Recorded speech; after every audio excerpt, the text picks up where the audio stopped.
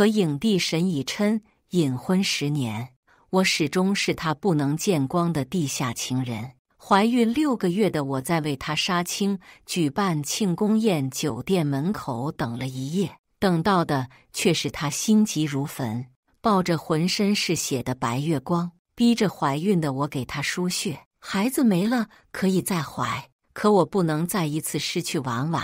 我被抽了1000毫升血後，陷入了昏迷，腦海中忽然響起久違的機械音：抱歉，系統更新導致宿主失憶，為彌補宿主，你可即刻脫離攻略世界。於是我不顧醫生勸阻，流掉成型的胎兒，立馬從他世界裡消失。一貫清冷的影帝卻抱着我的骨灰盒哭到暈厥。大家好，開始今天的分享之前，希望你能給人間煙火點個訂閱，我將會分享更多優質的內容。和沈以琛隱婚10年，我終於決定放過他，也放過我自己。系統給我3天時間。看着手臂密密麻麻的針眼，我壓下心底的失望。趁沈以琛還守在葉如婉病房，我拔掉針管，徑直走到了婦產科室。孩子已經5個月了，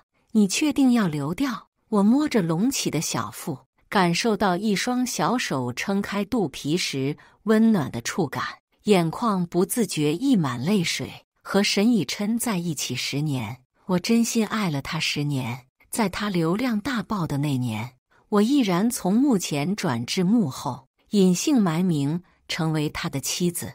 哪怕風評一落千丈，受盡圈內人嘲諷，我也無怨無悔。而我期待了10年的小生命，終究不配來到這世間。我自嘲地苦笑一聲，目光堅定，朝醫生點頭。下墜的刺痛疼得我滿頭大汗，腦海中像有撕心裂肺的哭聲，拉扯着我的神經。孩子，是媽媽對不起你，媽媽不願意你出生在一個沒有愛的家庭。我咬着牙，強忍着下身撕裂的疼痛，奮力從床上爬起，一瘸一拐地離開醫院。寒風呼嘯，夜靜得可怕。我拖着疲憊的身軀，渾渾噩噩回到家，推開門，飯菜餿掉的酸臭味鑽進鼻尖。我身體一怔，桌子上布滿4菜1湯，是我親自下廚所做，只為等沈以琛回家一起過10週年紀念日。精心挑選的手錶還未拆開，沾滿露水的玫瑰已經枯萎。輕輕嘆口氣，把爛掉的飯菜和禮物一同扔進垃圾桶。我窩在沙發裡，拇指摩挲着右手的素圈婚戒。他在我們10週年紀念日這天斬獲影帝之稱。我在家做好飯，才收到他的消息，要我去參加慶功宴，簡單收拾一番。我立馬趕去他發來定位的酒店，到門口才知曉自己沒有邀請函，被保安攔在門口，沒辦法進去。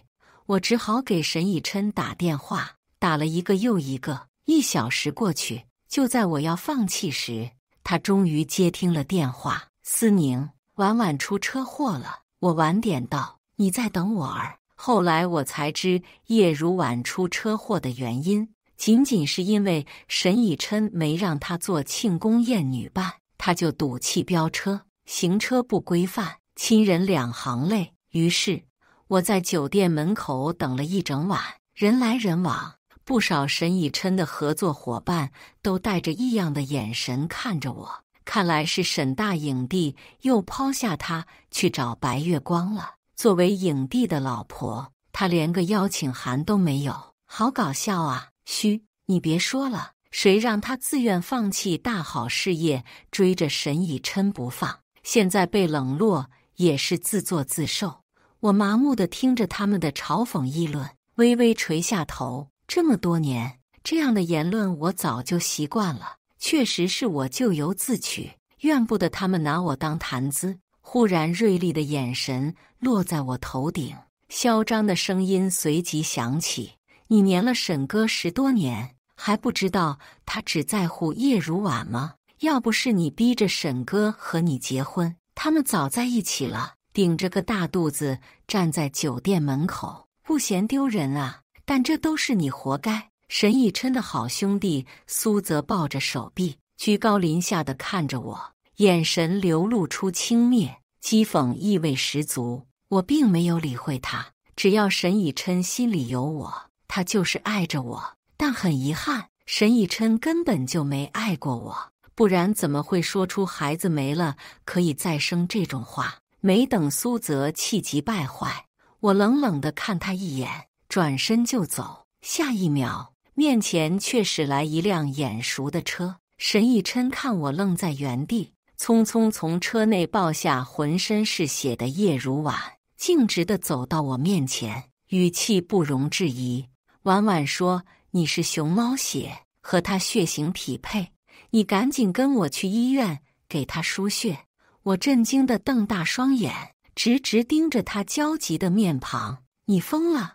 我懷着孕，根本不能輸血，要是傷到胎兒怎麼辦？”他輕輕擦淨葉如婉臉上的血漬，聞言頭也不抬，滿不在乎開口：“孩子沒了可以再生，可我不能再一次失去婉婉了。思寧，聽話，我保證那點血不會傷害到你們母子的。”我不敢置信地上前一步，迫使他看着我的眼睛。“你知道我有多在意這個孩子的，我絕對不會讓他因為你們出現任何差池。再說了，你怎麼就確定葉如婉和我血型一樣？就憑他的一面之詞？”沈以琛臉色驟然陰沉，他冰冷的眼神落在我的肚子，讓我心中一緊，哆嗦着後退了一步。沒等我反應，蘇澤衝出來，抓住我的手臂，強行把我塞進車後座。“沈哥，趕緊帶婉姐去醫院，我還等着和你們聚餐呢。”沈以琛沒有看我一眼，小心翼翼地把葉如婉抱到副駕駛。我看着他熟練的動作，心頭發澀。沈以琛有潔癖，車裡必須一塵不染，哪怕沾點灰都會難受的不行。有一次我暈煩嘔吐，不小心吐在副駕駛，他頓時皺着眉頭讓我滾下車，一遍又一遍用濕紙巾擦拭軟座。可現在鮮血弄髒車的每一處，他連眉頭都不皺一絲，眼中只有對葉如婉的心疼。很快到了醫院，我被沈以琛的貼身保鏢禁錮到病房，眼睜睜看着血液一點一滴流滿整個血袋。我慘白着臉，看着沈以琛溫柔地撫摸葉如婉的臉頰，眼中是痛心和後怕的熱淚，意識逐漸渙散。陷入昏迷時，腦海中響起久違的機械音：“抱歉，系統更新導致宿主失憶，為彌補宿主，可立即脫離攻略世界。”許多缺失記憶瞬間湧進我的大腦，劇烈撕扯的痛感刺激着我的神經。我滿頭大汗地睜開眼，才想起自己只是個穿書人，為攻略沈以琛而來。本不應動真感情，可我卻愛上了他，簡直可笑至極。但我很快接受現實，向系統要了3天時間。第1天流掉孩子，砰一聲，門被大力推開，一抬頭就撞上沈以琛鐵青的臉。他詫異地望向我：“你在家怎麼不給我開門？”沒等我說話，他目光落在我尚未恢復便平坦的小腹上。“孩子這不沒啥問題嗎？你又生什麼悶氣？一聲不吭就自己跑回家，我還以為你又怎麼了？不就輸點血？看你這樣也沒什麼事，犯得着因為這點小事就要死要活的？”我沒說話，摘下無名指的戒指放到茶几上，默然看向沈以琛，淡淡開口：“沈以琛，我們離婚吧。”他臉色一變，走到我面前，拉住我冰涼的手：“真生氣了？你為我付出那麼多，在大好年華嫁給我，照顧我衣食起居，還懷了我的孩子，你捨得？”我靜靜看他，心隨着他的話一陣陣抽痛。見我不說話，沈以琛還想說什麼，就被一通電話打斷。聽到葉如婉帶着哭腔的聲音：“他頓時甩開我的手，焦急起身。這麼不小心，說了不讓你隨意下床，我立馬去醫院。他的聲音是我不曾聽過的溫柔，溫聲細語，不是為我，在家好好待着，別跑出去惹是生非。你現在所做的一切，丟的都是我的臉。沈以琛語氣冷冽，警告我一個正牌妻子，不要因為他出軌自己的白月光而鬧得人盡皆知。放在以前，我肯定會撕心裂肺地和他爭吵，阻止他去找葉如婉。可現在我累了，看我沒有反應，他眼中劃過一絲驚訝，隨即奪門而去。我不知道自己是怎麼睡着的，醒來已經是第二天。廚房傳來叮叮當當的聲響，身上蓋着沈以琛常用的毛毯。他聽到動靜，從廚房探出頭，語氣柔和：“思思，飯馬上好了，做的都是你喜歡吃的。”我看着莫名出現在无名指上的婚戒，嘆了口氣，算了，離不離婚都一樣，反正死了之後和沈以琛便再無瓜葛。沈以琛解下圍裙，端着熱氣騰騰的牛肉拌飯放到餐桌上。我拿着筷子戳着碗中米飯，完全沒有心思吃他親手做的菜，胃口不好。我搖搖頭，隨便夾起一顆青菜放進嘴裡。今晚星光大賞，陪我一起去。我向粉絲們公布我們的關係。我詫異抬頭看他，沈以琛柔和笑着，讓我有些陌生。到底是深愛了10年的男人，我比任何人都看重他的事業。坐在台上，我內心平靜。沈以琛一身高定西服，神采奕奕，拿着獎杯致辭：“白思寧，別妄想以琛會在這麼重要的場合和你官宣，你不配得到他，只有我才是最適合做他的妻子的人。”我看着葉如婉面目猙獰的樣子，不由得嗤笑出聲。我還是第一次見有人上趕着當小三。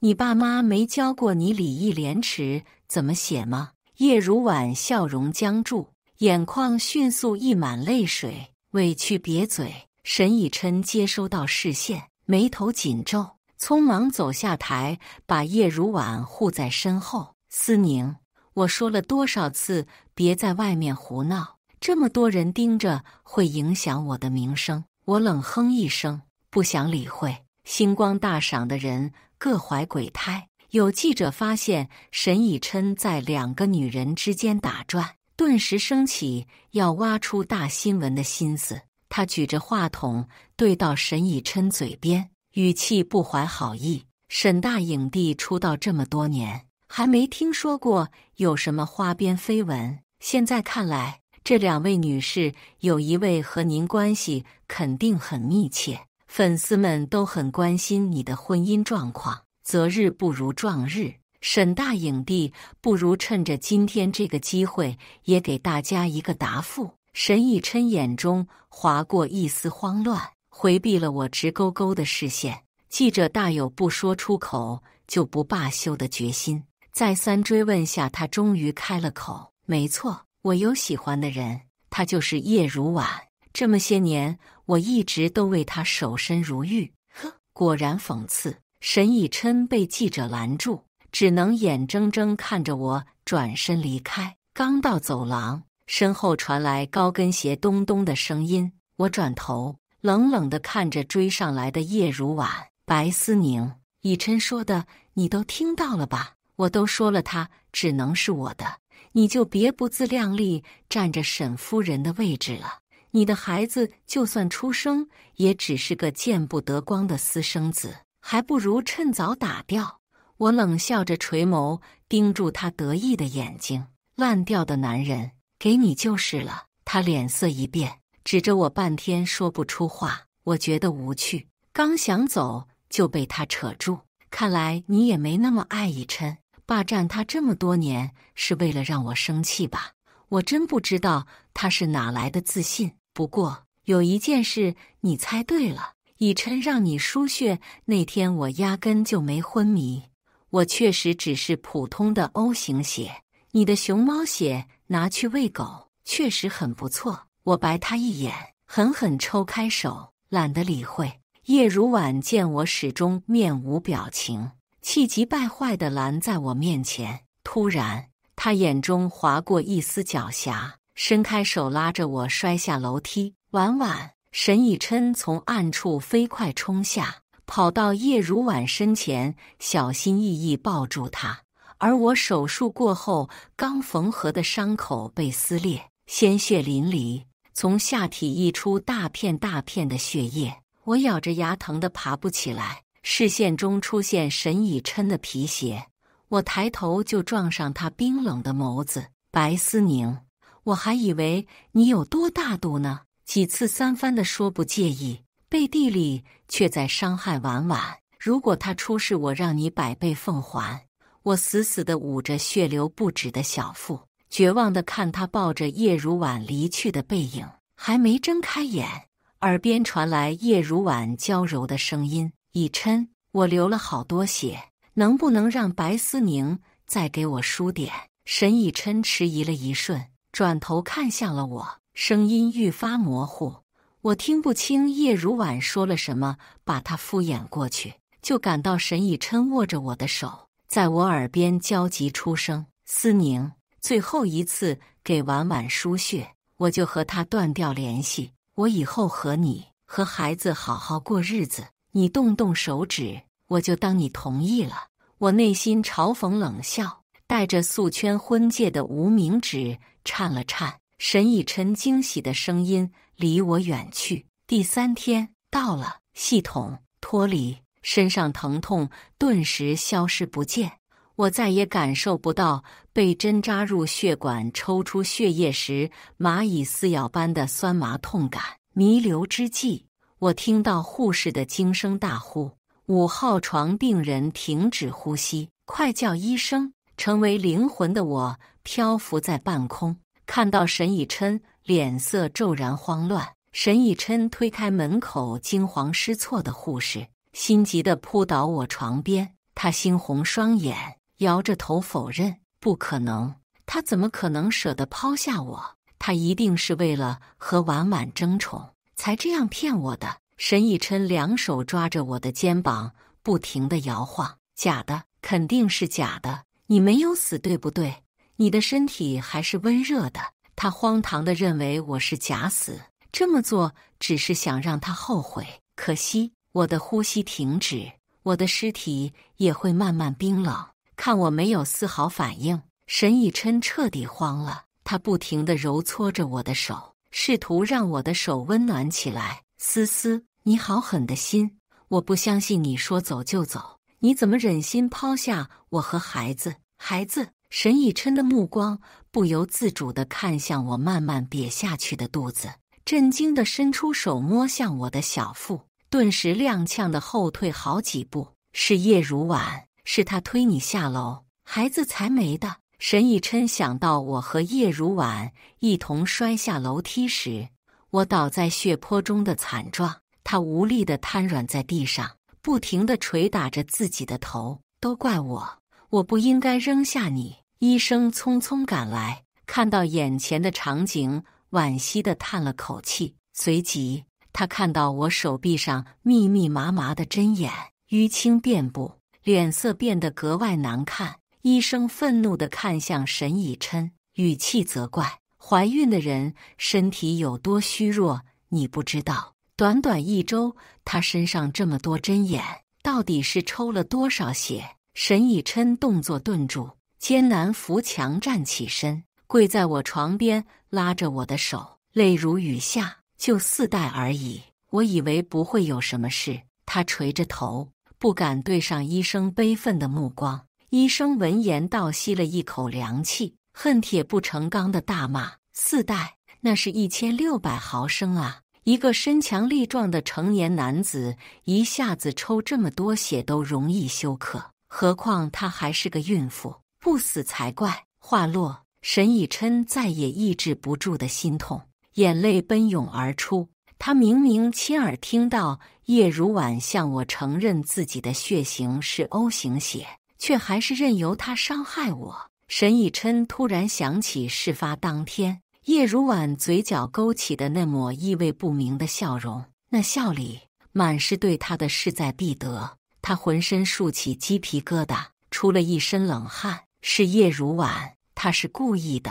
沈以琛的思緒被接二連三的提示音打斷，他拿出手機，眼神陰沉地看着蘇澤在自己免打擾群中自己的消息。白思寧真裝，也不看看咱們婉姐和沈哥什麼關係，非要舔着臉黏着我們沈哥，他就是賤唄。沈哥對他愛答不理，他屁顛屁顛地跟着沈哥，真是倒人胃口。這回沈哥親自向婉姐告白，氣得白思寧把婉姐推下樓，膽子也太大了，沈哥肯定要罵死他了。沈以琛顫着手看了一條又一條消息，越看臉色越冷，沒有一條不是辱罵我、吹捧葉如婉的。誰的手筆，不言而喻。我看着沈以琛後悔不已的悲痛表情，我不禁冷哼出聲，這一切不都是他刻意縱容的嗎？沈以琛氣憤得渾身顫抖，狠狠地把手機砸在地上。他深深地看了我的屍體一眼，衝進葉如婉的病房。葉如婉頓時揚起笑臉，眨巴着眼睛看向沈以琛。沒等他開口，沈以琛大步流星走到他床前，眼神冰冷：“是你故意推思思下樓，讓我誤以為他傷害你。”葉如婉笑容僵住，眼中劃過一絲心虛。他慌亂地搖頭否認：“不是我只是說了他幾句，他就突然發神經對我動手。你居然懷疑我？”以琛凌厲的眼神看得葉如婉不自覺地往牆角後退，心臟快要跳到嗓子眼。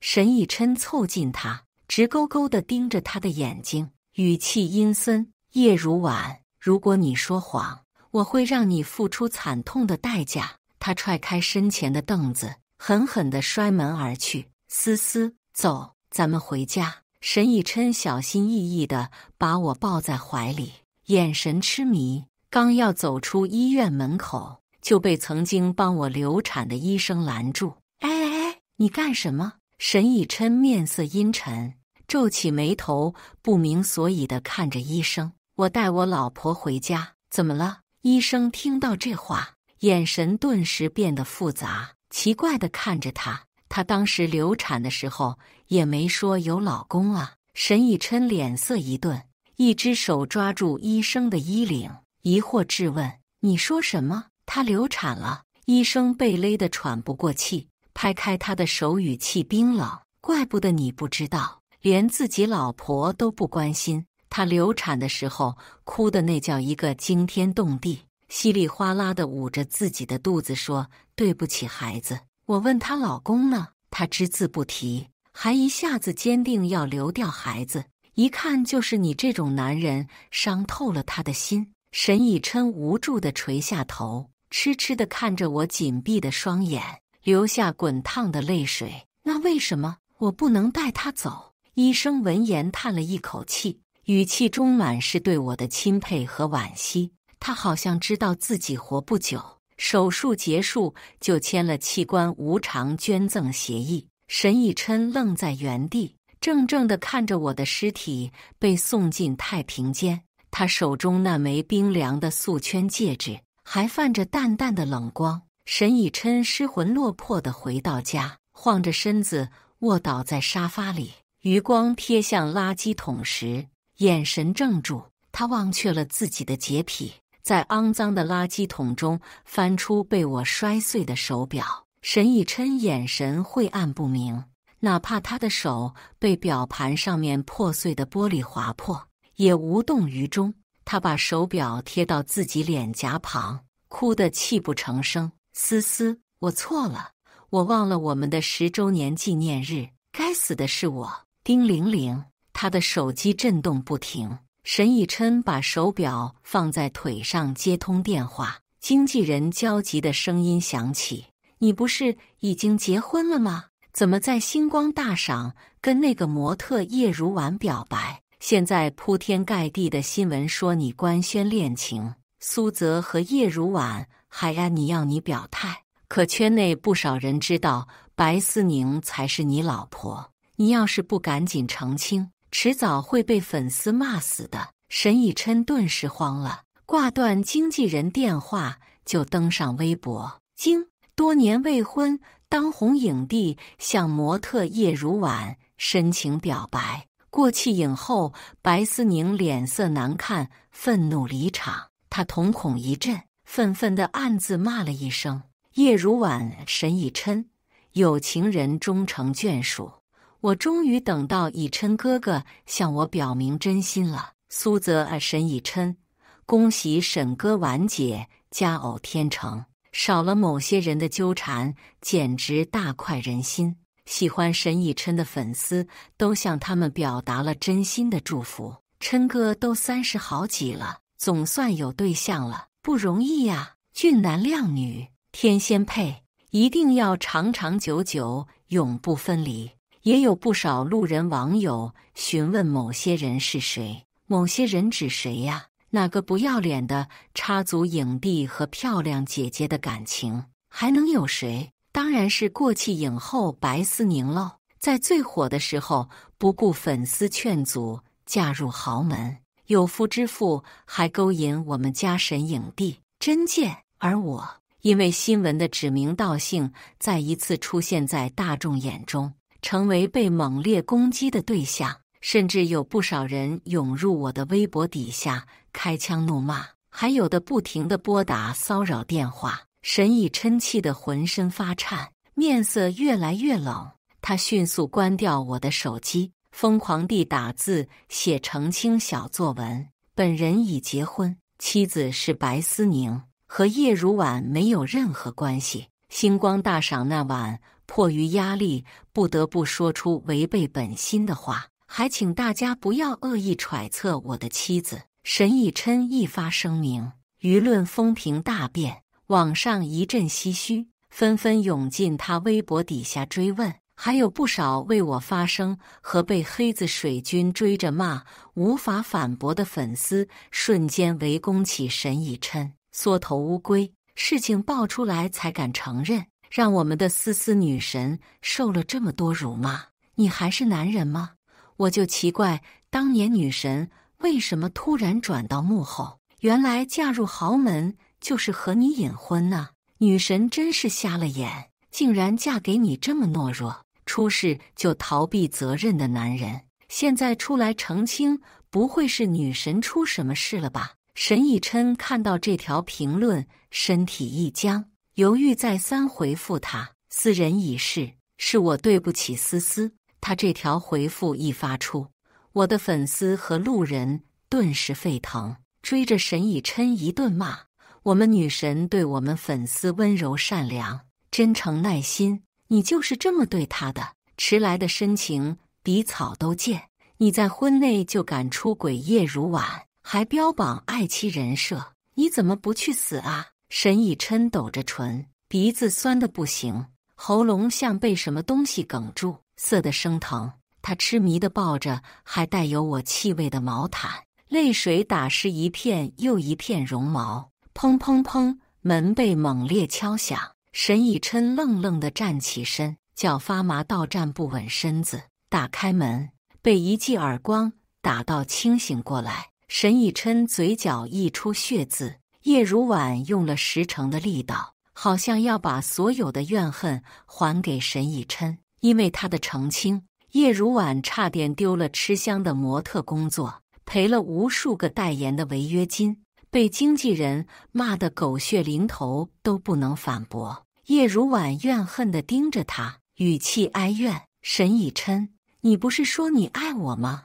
你明明不喜歡白思寧，為什麼要為一個死人說話？沈以琛面色愈發陰沉，暴跳如雷般狠狠地甩了葉如婉一巴掌。你閉嘴！葉如婉不可置信地瞪向他，看着沈以琛頹廢邋遢的樣子，嗤笑出聲：憑什麼要我閉嘴？是你再三的縱容默認，傷害了白思寧，是你不相信白思寧的話，不在意他的死活和他肚子裡的孩子，是你害得他死不瞑目。隨即，他語氣柔和下來，摸着自己的小腹，輕聲開口：“對了，我現在也懷了你的孩子，連老天都在幫我。你根本不配得到白思寧的愛，我們是命中注定的一路人。”葉如婉神情有些癲狂，她上前一步，拉住沈以琛的手。沈以琛像觸電一般抽回手，難以置信地瞪大眼睛：“你撒謊，我根本就沒碰過你。”他急切地搖頭否認，以為這樣就可以改變他出軌的事實。沈以琛情緒失控，抄起一旁的棒球棍，混亂揮舞：“孩子不是我的，不是我的。”我唏噓地看着兩人癲狂的樣子，有些好笑。沈以琛想起了我曾經一次又一次說過的話：“阿琛，我不接受任何形式的出軌，哪怕精神出軌也不可以。如果哪天你在外面有人了，或者被我發現，我會毫不猶豫永遠消失在你面前，這是我最不容許突破的原則。”可沈以琛忘了，又或者是他從來沒有在意過我說的話，滿不在乎的態度持續到我有了他的孩子，也沒有改變，直到傷透了我的心，直到我已經死去，他才驚覺自己傷害我到底有多深。可是我不需要這樣的懺悔，真讓我惡心。葉如婉哈哈大笑起來，眼神充滿了對沈以琛的愛和恨。你不承認也沒關係，反正你別想就這樣就把我甩開。你不愛我又怎樣？你現在也得不到白思寧的愛了，他已經死得透透的了。明天就是他的葬禮。沈以琛手中的棍子掉落，撿起地上碎得不成樣子的手錶，低聲呢喃：“思思，我去看你，等我。”葉如婉怨恨地奪過他手中的錶，狠狠砸在牆上：“一個死人送的東西，你竟然這麼寶貝！”他看着四分五裂的手錶，臉色陰沉如水，冷冷地瞪向葉如婉：“這是思思送給我的禮物，你給我滾！”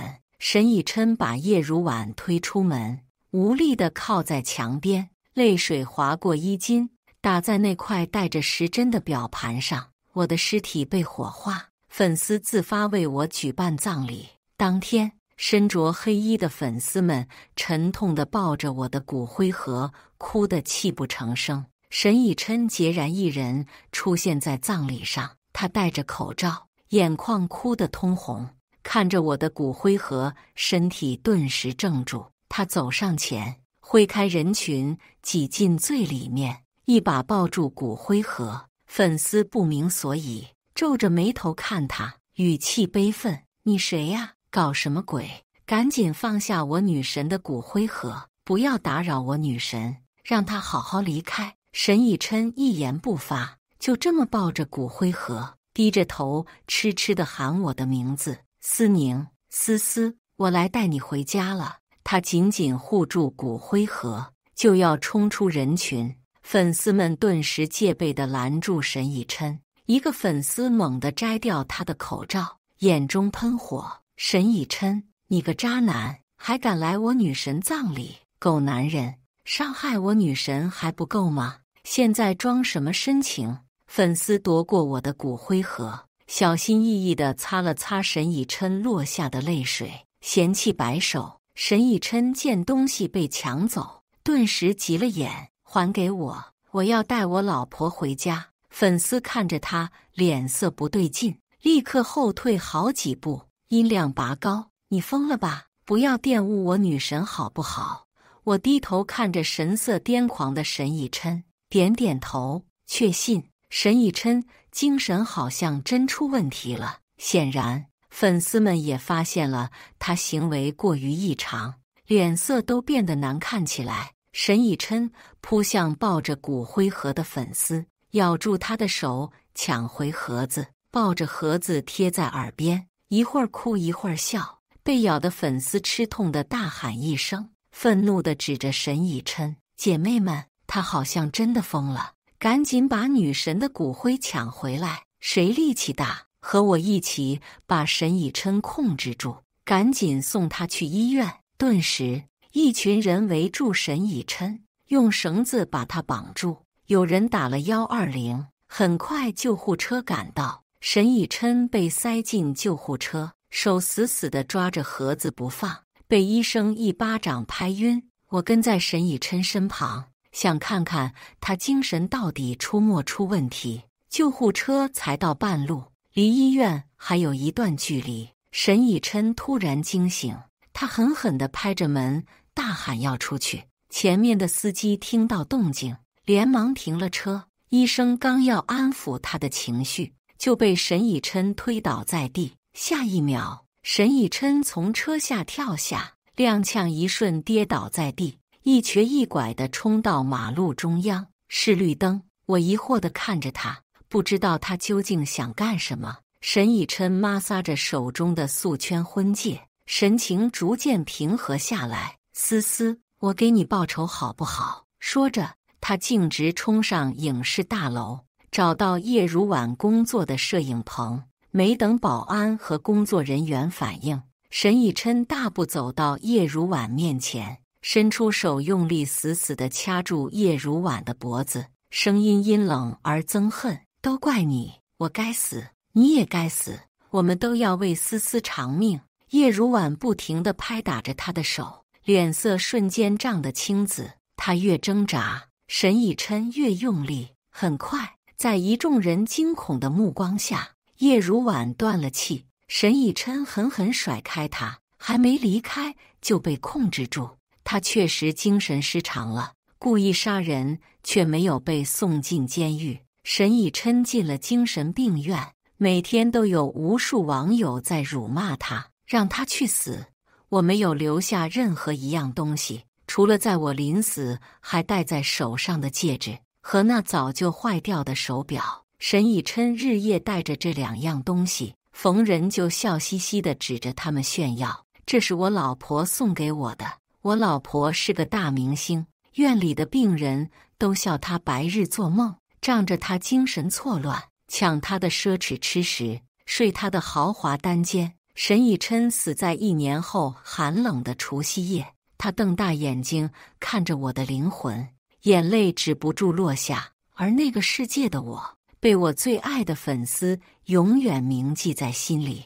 我沉默地看着眼前閃過的場景，無聲嘆息。愛過沈以琛很真，為他心痛也很真。而如今面對他的死亡，我內心毫無波瀾。系統解綁回家。以上就是今天分享的故事。大家有什麼想說的、想吐槽的，歡迎在下方評論交流。也更希望能給人間煙火點個訂閱，我將會分享更多優質的故事內容。